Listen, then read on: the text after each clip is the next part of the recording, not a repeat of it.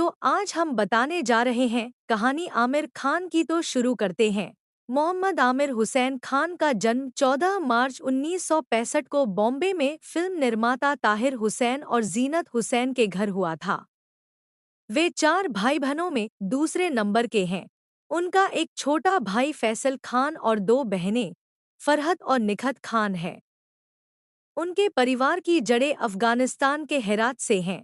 खान स्वतंत्रता कार्यकर्ता मौलाना आज़ाद और भारत के पूर्व राष्ट्रपति जाकिर हुसैन के वंशज हैं।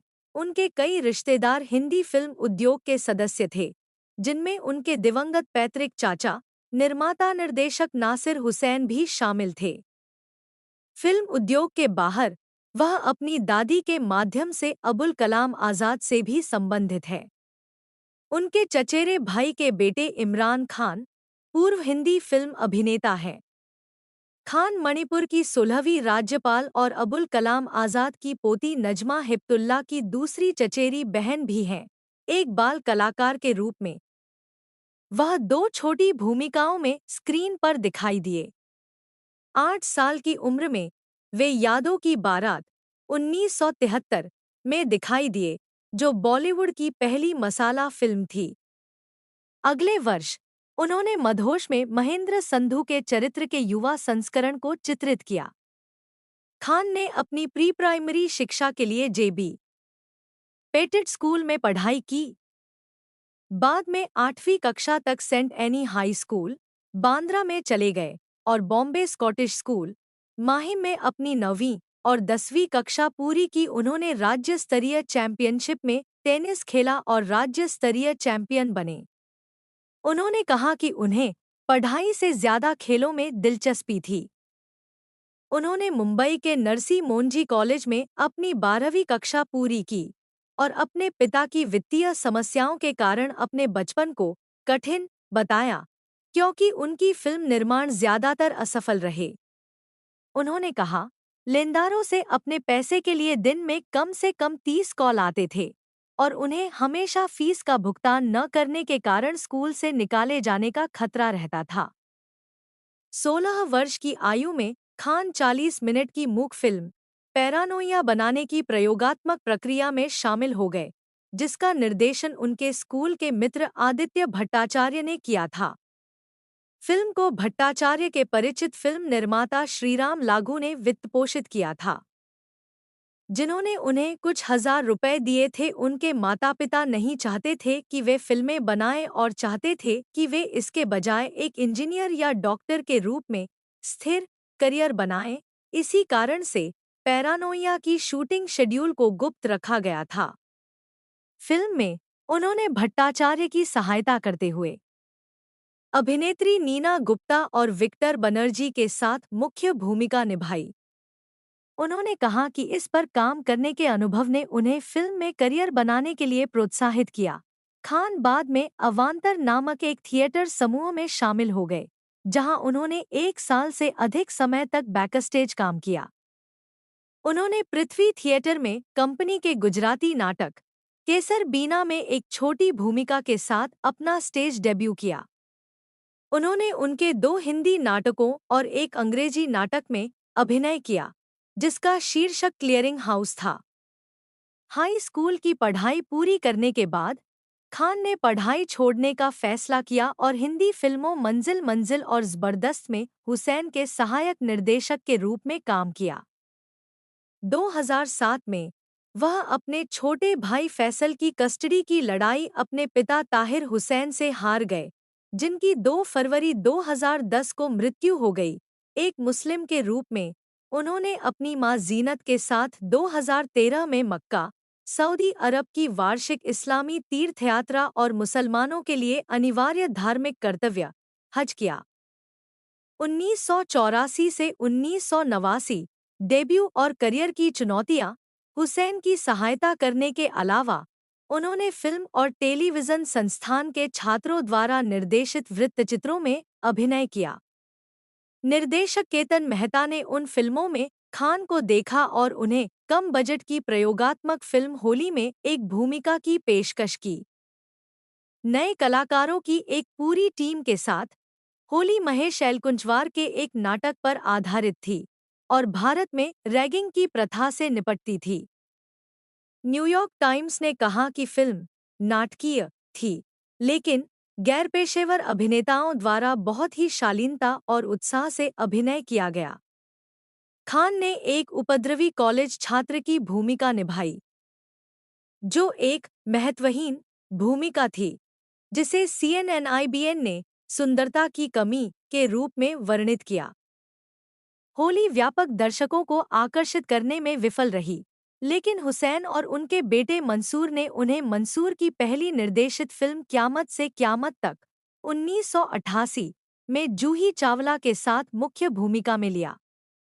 यह फिल्म एकतरफा प्यार और माता-पिता के विरोध की कहानी है, जिसमें आमिर खान ने राज की भूमिका निभाई है, जो एक साफ-सुथरा, स्वस्थ लड़का पड़ोसी है। यह एक बड़ी व्यावसायिक सफलता बन गई और खान और चावला दोनों को स्टारडम तक पहुंचा दिया। इसे 7 फिल्मफेयर पुरस्कार मिले, जिसमें उनके लिए सर्वश्रेष्ठ पुरुष पदार्पण ट्रॉफी भी शामिल है। राख भट्टाचार्य की एक क्राइम थ्रिलर जिसे क़यामत से क़यामत तक के निर्माण से पहले फिल्माया गया था, 1989 में रिलीज हुई थी। बॉक्स ऑफिस पर खराब प्रतिक्रिया के बावजूद फिल्म को समीक्षकों द्वारा सराहा गया। खान को क़यामत से क़यामत तक और राख दोनों में उनके प्रदर्शन के लिए राष्ट्रीय फिल्म पुरस्कार, विशेष जूरी पुरस्कार, विशेष उल्लेख से सम्मानित किया गया। उसी वर्ष बाद में उन्होंने romantic comedy love love love के लिए चावला के साथ फिर से काम किया, जो व्यावसायिक रूप से असफल रही। 1990 से 2004 प्रसिद्धि और अभिनय में ब्रेक। खान ने 1990 में रिलीज हुई 5 फिल्मों में अभिनय किया। उन्हें अव्वल नंबर तुम मेरे हो, दीवाना मुझसा नहीं या जवानी जिंदाबाद में कोई सफलता नहीं मिली। हालांकि इंद्र कुमार द्वारा निर्देशित रोमांटिक ड्रामा दिल किशोर प्रेम के प्रति माता-पिता के विरोध की कहानी माधुरी दीक्षित के साथ एक बड़ी सफलता थी। यह युवाओं के बीच अत्यधिक लोकप्रिय थी और वर्ष की सबसे अधिक कमाई करने वाली हिंदी फिल्म बन गई। उन्होंने इस सफलता के बाद पूजा भट्ट के साथ दिल है के मानता नहीं में मुख्य भूमिका निभाई, जो अमेरिकी film it happened one night की रीमेक थी, जो एक अर्धहिट थी।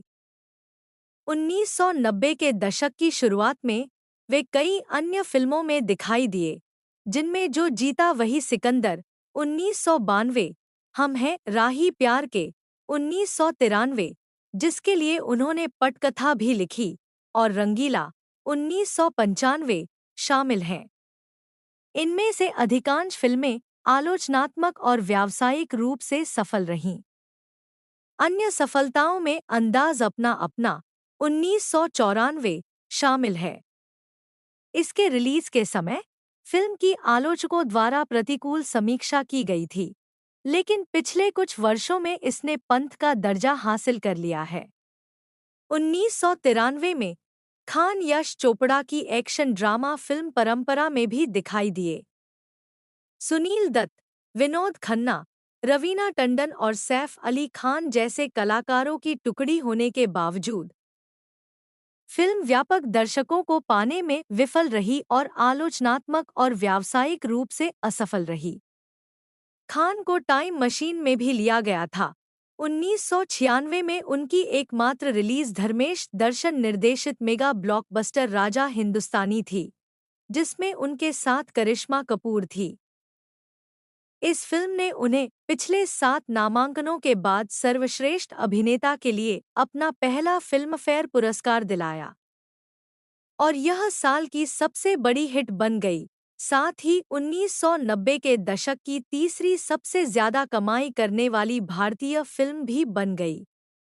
मुद्रास्फीति के लिए समायोजित राजा हिंदुस्तानी 1990 के दशक के बाद से भारत में चौथी सबसे अधिक कमाई करने वाली फिल्म है। 1997 में उन्होंने इश्क में अभिनय किया, जो उनके लिए एक और ब्लॉकबस्टर साबित हुई। अगले वर्ष खान विक्रम भट्ट की एक्शन थ्रिलर गुलाम में दिखाई दिए, जिसके लिए उन्होंने पार्श्व गायन भी किया। फिल्म को समीक्षकों से सकारात्मक प्रतिक्रिया मिली और यह बॉक्स ऑफिस पर हिट रही। जॉन मैथ्यू मैथन की सरफरोश 1999 में खान की पहली फिल्म व्यावसायिक रूप से भी सफल रही। फिल्म और खान को फिल्म समीक्षकों द्वारा बहुत सराहा गया। जैसा कि दीपा मेहता की कनाडाई भारतीय आर्ट हाउस फिल्म अर्थ 1998 में उनकी भूमिका को भी सराहा गया। दिल नवाज आइस कैंडी मैन की भूमिका निभाने के लिए रोजर एबर्ट जैसे आलोचकों द्वारा अर्थ को अंतर्राष्ट्रीय स्तर पर सराहा गया। 2000 के दशक में उनकी पहली रिलीज मेला, जिसमें उन्होंने अपने भाई फैसल के साथ अभिनय किया, बॉक्स ऑफिस और आलोचनात्मक दोनों तरह से असफल रही। इस फिल्म ने उन्हें 2 और फिल्मफेयर पुरस्कार, सर्वश्रेष्ठ फिल्म और उनका तीसरा सर्वश्रेष्ठ अभिनेता पुरस्कार दिलाए। अक्टूबर 2017 में उन्होंने अपने प्रोडक्शन सीक्रेट सुपरस्टार में सहायक भूमिका निभाई। यह फिल्म अब तक की सबसे अधिक लाभदायक फिल्मों में से एक बन गई, जिसने अनुमानित 20 रुपये करोड़ $2 4 मिलियन के सीमित बजट पर दुनिया भर में अनुमानित 876 रुपये करोड़ $100 मिलियन की कमाई की और यह महिला नायक वाली सबसे अधिक कमाई करने वाली भारतीय फिल्म है। नवंबर 2018 में उन्होंने action adventure film thugs of Hindustan film ने दुनिया भर के बॉक्स ऑफिस पर 335 रुपये करोड़ $45 मिलियन की कमाई की और इसे बॉक्स ऑफिस पर असफल माना गया। मार्च 2019 में अपने 54वें जन्मदिन पर आमिर खान ने पुष्टि की कि वह अगली बार लाल सिंह चड्ढा में दिखाई देंगे, जो फॉरेस्ट गंप का रूपांतरण है। फिल्म में वह मुख्य भूमिका में हैं और इसका निर्देशन अद्वैत चंदन ने किया है, जिन्होंने इससे पहले सीक्रेट सुपरस्टार में खान का निर्देशन किया था। 11 अगस्त 2022 को रिलीज होने वाली फिल्म ने 4 साल के अंतराल के बाद खान की वापसी को चिह्नित किया, जिसे आलोचकों से मिश्रित समीक्षा मिली। फिल्म बॉक्स ऑफिस पर बुरी तरह फ्लॉप हुई और इसे आपदा घोषित किया गया। हिंदुस्तान टाइम्स के साथ एक साक्षात्कार में खान ने लाल सिंह चड्ढा की विफलता पर दुख व्यक्त करते हुए कहा, मैंने इस फिल्म में कई स्तरों पर बहुत सारी गलतियां की। भगवान का शुक्र है कि मैंने ये गलतियां सिर्फ एक फिल्म में की। फिल्म निर्माण और निर्देशन आमिर खान ने हम हैं राही प्यार के लिए पटकथा और स्क्रिप्ट का सहलेखन किया, जिसमें उन्होंने मुख्य भूमिका भी निभाई। 1999 में आमिर खान प्रोडक्शंस की स्थापना के बाद उन्होंने एक निर्माता के रूप में काम करना शुरू किया, जिसमें लगान उनकी पहली फिल्म थी। इसे 74वें अकादमी पुरस्कार में सर्वश्रेष्ठ विदेशी भाषा फिल्म श्रेणी में भारत की आधिकारिक प्रविष्टि के रूप में चुना गया था, जिसके लिए यह भारत का अब तक का तीसरा नामांकित व्यक्ति बन गया। इसने सर्वाधिक लोकप्रिय फिल्म का राष्ट्रीय फिल्म पुरस्कार जीता। यह पुरस्कार खान और फिल्म के निर्देशक आशुतोष गोवारिकर के बीच साझा किया गया। 2011 में उन्होंने अपने होम प्रोडक्शन धोबी घाट को रिलीज किया, जो राव द्वारा निर्देशित एक आर्ट हाउस फिल्म थी।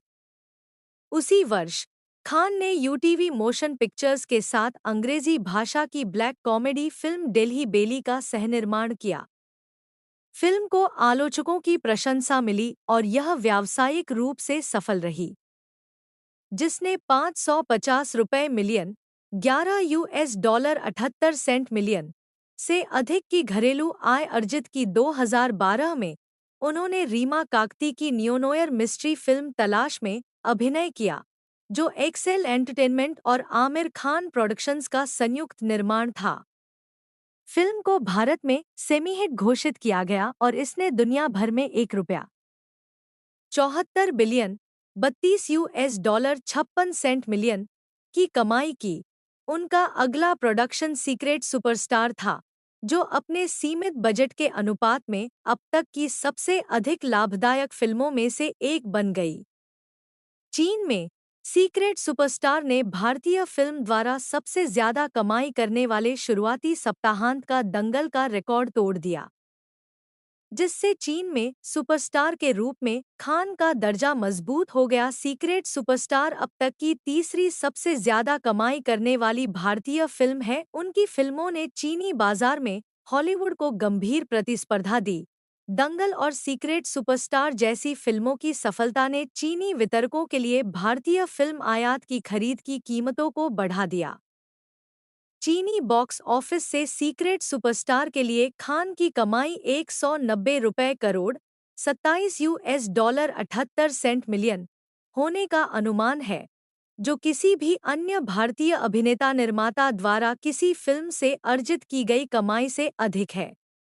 इस फिल्म ने आमिर खान की चीनी बॉक्स ऑफिस कुल कमाई को 346.5 मिलियन डॉलर 2231 रुपए करोड़ तक बढ़ा दिया है। किरण राव द्वारा निर्देशित यह फिल्म ग्रामीण वैवाहिक मामलों में महिलाओं की स्थिति पर व्यंग्य थी और इसमें नितांशी गोयल, प्रतिभा रांटा, स्पर्श श्रीवास्तव, छाया कदम और रवि किशन ने अभिनय किया था। इस फिल्म का प्रीमियर 2023 में 48वें टोरंटो अंतर्राष्ट्रीय फिल्म महोत्सव टिफ में हुआ और 2024 में सिनेमाघरों में रिलीज हुई। इसे व्यापक आलोचनात्मक प्रशंसा मिली और नेटफ्लिक्स पर रिलीज होने के बाद इसे और सफलता मिली। इसने केवल एक महीने में प्लेटफॉर्म पर 13.8 मिलियन व्यूज बटोरे और 2024 की दूसरी सबसे ज्यादा देखी जाने वाली भारतीय रिलीज बन गई। खान लाहौर 1947 का निर्माण कर रहे हैं, जिसका निर्देशन राजकुमार संतोषी करेंगे और इसमें सनी देओल मुख्य भूमिका में होंगे। टेलीविजन आमिर खान ने 6 मई 2012 को अपने टॉक शो सत्यमेव जयते से टेलीविजन पर अपनी शुरुआत की, जो सामाजिक मुद्दों से निपटता था। रेडियो पर खान ने कहा कि लोगों की शानदार प्रतिक्रिया को देखते हुए वह शो का दूसरा सीजन लेकर आएंगे। यह show star plus, star world और राष्ट्रीय प्रसारक दूरदर्शन पर रविवार सुबह 11 बजे 8 भाषाओं में लाइव हुआ, जो भारत में ऐसा करने वाला पहला शो था। इसे सामाजिक कार्यकर्ताओं, मीडिया घरानों, डॉक्टरों और फिल्म और टेलीविजन हस्तियों से सकारात्मक समीक्षा और प्रतिक्रिया मिली। खान को उनके प्रयास के लिए प्रशंसा भी मिली।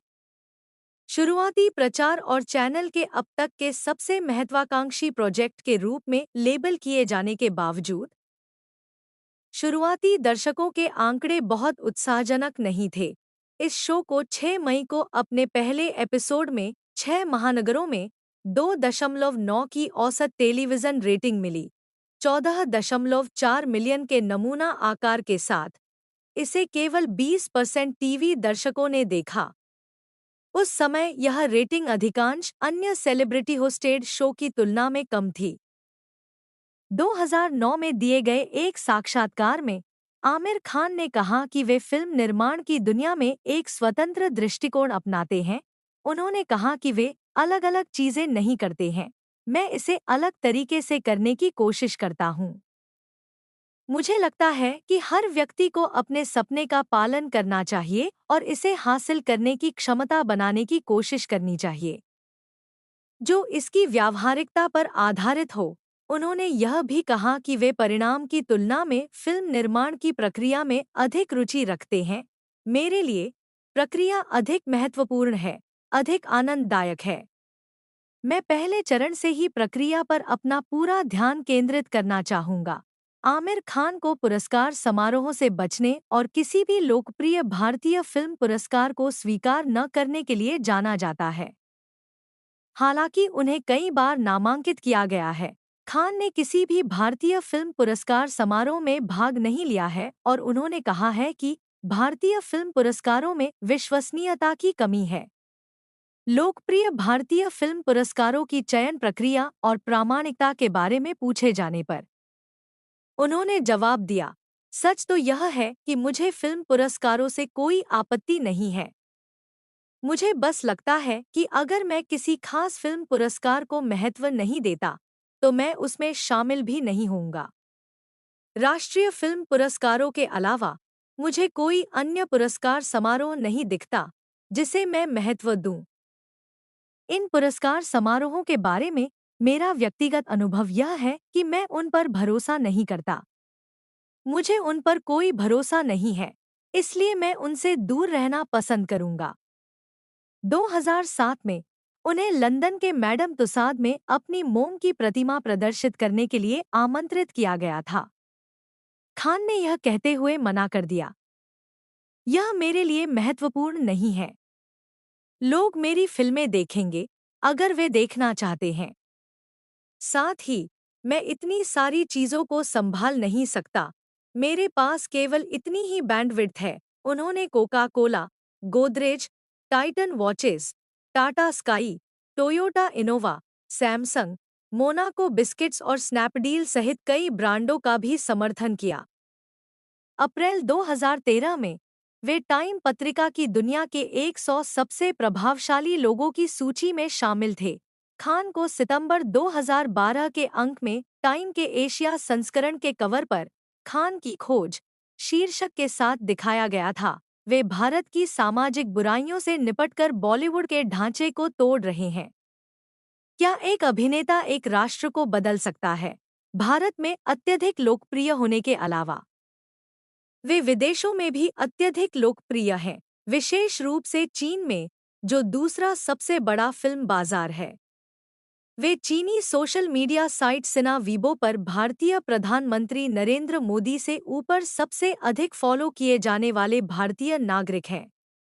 खान कई अन्य देशों के अलावा तुर्की, हांगकांग और सिंगापुर में भी लोकप्रिय हैं।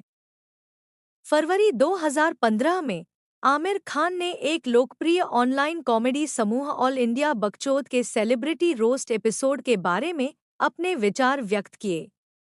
उन्होंने कहा, मैं पूरी तरह से अभिव्यक्ति की स्वतंत्रता में विश्वास करता हूँ, कोई मुद्दा नहीं है। लेकिन हमें यह समझना होगा कि हम सभी की एक निश्चित जिम्मेदारी है। जब मैंने सुना कि मेरे बारे में क्या कहा जा रहा था तो मुझे लगा कि यह एक हिंसक घटना थी। उन्होंने आगे कहा कि हिंसा सिर्फ शारीरिक नहीं होती बल्कि इसमें मौखिक पहलू भी होते हैं। उन्होंने रोस्ट को एक बेशर्मी भरा कृत्य बताया और यहाँ तक कि फिल्म उद्योग से अपने दोस्तों करण, रणवीर और अर्जुन को भी आड़े हाथों लिया। भारतीय मीडिया में उन्हें अक्सर उनके काम के प्रति समर्पण के लिए मिस्टर परफेक्शनिस्ट के रूप में संदर्भित किया जाता है।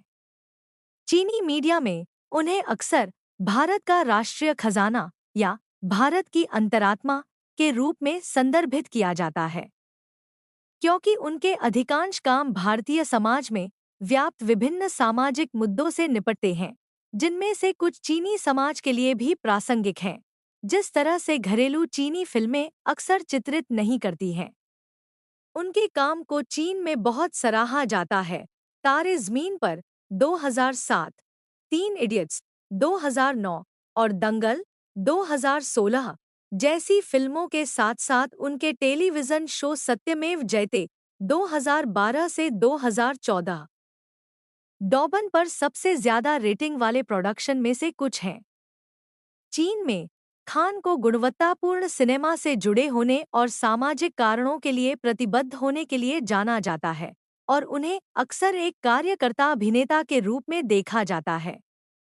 अतीत में चीनी मीडिया उन्हें भारत के एंडी लाउ के रूप में संदर्भित करता था, लेकिन जैसे जैसे खान ने मुख्यधारा के चीनी दर्शकों के साथ अधिक परिचितता हासिल की, युवा प्रशंसकों ने अक्सर उन्हें अंकल आमिर या मिशु उपनाम से संबोधित किया। वह चीन में एक घरेलू नाम बन गया है, जहां वह वर्तमान में सबसे प्रसिद्ध भारतीय है। उनकी किताब I will do it my way आम तौर पर चीन भर के बुकस्टोर्स में मिलती है, जबकि चीनी खुदरा विक्रेता अंकल आमिर स्मार्टफोन केस से लेकर धूम 3 स्टाइल ब्लैक हेड तक का सामान बेचते हैं। अप्रैल 2006 में आमिर खान ने गुजरात सरकार द्वारा नर्मदा बांध की ऊंचाई बढ़ाने के फैसले के बाद नर्मदा बचाओ आंदोलन समिति द्वारा किए गए प्रदर्शनों में भाग लिया। उन्हें आदिवासियों, जनजातियों का समर्थन करते हुए उद्धृत किया गया, जो अपने घरों से विस्थापित हो सकते थे। बाद में उन्हें विरोध का सामना करना पड़ा और उनकी फिल्म फना पर आंशिक प्रतिबंध लगा दिया गया। लेकिन भारत के प्रधानमंत्री मनमोहन सिंह ने उनका समर्थन करते हुए कहा, हर किसी को अभिव्यक्ति की स्वतंत्रता है। अगर कोई किसी विशेष विषय पर कुछ कहता है, तो इसका मतलब यह नहीं है कि आपको विरोध करना शुरू कर देना चाहिए। आमिर ने अगस्त 2011 में अन्ना हजारे के नेतृत्व में जन लोकपाल बिल आंदोलन को भी अपना समर्थन दिया। वे आम कारणों का समर्थन करते रहे हैं।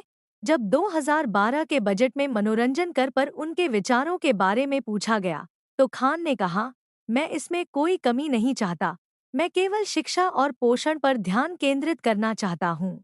अन्य सदस्यों के साथ तीखे मतभेदों का सामना करने के बाद उन्होंने फरवरी 2010 में भारत सरकार के कॉपीराइट पैनल को छोड़ दिया। 3 इडियट्स के प्रचार के दौरान उन्होंने भारत के विभिन्न भागों की यात्रा की, ज्यादातर छोटे शहरों की, और पाया कि मुंबई के फिल्म निर्माता छोटे शहरों के भारत को नहीं समझते। क्षेत्रीय भारत तक पहुंचने के इस अनुभव को सत्यमेव जयते में आगे बढ़ाया गया। 16 जुलाई 2012 को खान ने प्रधानमंत्री और सामाजिक न्याय और अधिकारिता मंत्री से मुलाकात की और हाथ से मैला ढोने वालों की दुर्दशा पर चर्चा की और देश में हाथ से मैला ढोने की प्रथा को समाप्त करने की मांग की। 30 नवंबर 2011 को उन्हें बाल पोषण को बढ़ावा देने के लिए यूनिसेफ का राष्ट्रीय ब्रांड एम्बेसडर नियुक्त किया गया। वे कुपोषण के बारे में जागरूकता बढ़ाने के लिए सरकार द्वारा आयोजित आईईसी अभियान का हिस्सा है। उन्हें भारत में नारीवाद और बेहतर शिक्षा जैसे मुद्दों का समर्थन करने के लिए भी जाना जाता है, जो उनकी कई फिल्मों के विषय हैं। चीन में उनकी क्रॉसओवर सफलता को भारतीय सॉफ्ट पावर के रूप में वर्णित किया गया है, जो दोनों देशों, जैसे डोकलाम और मालदीव, के बीच राजनीतिक तनाव के बावजूद चीन भारत संबंधों को बेहतर बनाने में मदद कर रहा है। इसके बावजूद उन्हें बाद में वर्ष में दंगल के खिलाफ विरोध और बहिष्कार के आह्वान के साथ प्रतिक्रिया का सामना करना पड़ा। अक्टूबर 2016 में विश्व हिंदू परिषद ने फिल्म के खिलाफ विरोध का आह्वान किया। दिसंबर 2016 में इसकी रिलीज के बाद बॉयकॉट दंगल ट्विटर पर ट्रेंड करने लगा और भाजपा महासचिव कैलाश विजयवर्गीय ने फिल्म के खिलाफ विरोध का आह्वान किया। फिल्म के बहिष्कार के आह्वान के बावजूद दंगल एक बड़ी हिट साबित हुई, जिसने भारत में 500 रुपए करोड़ $74 41 सेंट मिलियन से अधिक की कमाई की। खान ने 32 नामांकनों में से 9 फिल्मफेयर पुरस्कार जीते। लगान, तारे ज़मीन पर 2007 और दंगल के लिए सर्वश्रेष्ठ फिल्म का पुरस्कार और तारे ज़मीन पर के लिए सर्वश्रेष्ठ निर्देशक का पुरस्कार। उन्होंने 4 राष्ट्रीय फिल्म पुरस्कार जीते, क़यामत से क़यामत तक 1988 और राख 1989 में एक अभिनेता के रूप में, लगान और मैडनेस इन द डेज़र्ट 2004 के निर्माता के रूप में, और तारे ज़मीन पर के निर्देशक और निर्माता के रूप में। लगान ने 2002 में 74वें अकादमी पुरस्कारों में सर्वश्रेष्ठ विदेशी भाषा फिल्म के लिए ऑस्कर नामांकन अर्जित किया। उन्होंने ऑस्कर में हार पर टिप्पणी की, निश्चित रूप से हम निराश थे, लेकिन जिस चीज ने वास्तव में हमें उत्साहित रखा वह यह था कि पूरा देश हमारे साथ था। तारे ज़मीन पर भी ऑस्कर के लिए भारत की ओर से प्रस्तुत की गई फिल्म थी, लेकिन इसे नामांकित नहीं किया गया। खान द्वारा निर्मित एक अन्य फिल्म पीपली लाइव 2010 ऑस्कर के लिए भारत की ओर से भेजी गई थी, जबकि धोबी घाट 2011 को अंग्रेजी भाषा में नहीं सर्वश्रेष्ठ फिल्म के लिए बाफ्टा पुरस्कार के लिए चुना गया था। दोनों को नामांकित नहीं किया गया था। 2017 में दंगल ने उन्हें ऑस्ट्रेलिया के 7वें आक्ता अवार्ड्स में सर्वश्रेष्ठ एशियाई फिल्म का पहला पुरस्कार दिलाया, साथ ही चीन के डॉबन फिल्म अवार्ड्स से मूवी ऑफ द ईयर और शीर्ष विदेशी अभिनेता का पुरस्कार जीता। और यह 68वें बर्लिन अंतर्राष्ट्रीय फिल्म महोत्सव के लिए एक पुरस्कार नामांकित फिल्म थी। खान को भारतीय सिनेमा और मनोरंजन उद्योग में उनके योगदान के लिए 2003 में भारत के पद्मश्री और 2010 में पद्म भूषण और मौलाना आज़ाद राष्ट्रीय उर्दू विश्वविद्यालय द्वारा मानद डॉक्टरेट सहित कई मानद पुरस्कार मिले हैं। 2008 से 3 बार इसे ठुकराने के बाद 2011 में उन्होंने जूरी में शामिल होने के लिए बर्लिन फिल्म फेस्टिवल से निमंत्रण स्वीकार किया। 2012 में वे दुनिया के सबसे प्रभावशाली लोगों की टाइम 100 सूची में शामिल हुए। 2017 में academy of motion picture arts and sciences ने खान को सदस्य बनने के लिए आमंत्रित किया और उन्हें चीन से नेशनल ट्रेजर ऑफ इंडिया के लिए पुरस्कार मिला। खान भारतीय फिल्म समारोहों में भाग लेने या पुरस्कार स्वीकार करने से इनकार करने के लिए जाने जाते हैं। इससे विवाद हुआ, विशेष रूप से 2017 के राष्ट्रीय फिल्म पुरस्कारों में, जहां उन्हें दंगल के लिए सर्वश्रेष्ठ अभिनेता से वंचित किया गया था। समिति के सदस्य प्रियदर्शन ने बताया कि वे उनके भाग लेने से इनकार करने के कारण उन्हें पुरस्कार नहीं देना चाहते थे। भारतीय समारोहों से बचने के बावजूद उन्होंने 2002 के अकादमी पुरस्कारों के लिए एक अपवाद बनाया ताकि लगान व्यापक दर्शकों तक पहुंच सके, लेकिन पुरस्कार की बहुत परवाह नहीं की। तो यह थी आमिर खान की जीवन की कहानी। ऐसी और कहानियों को जानने के लिए बने रहे हमारे साथ।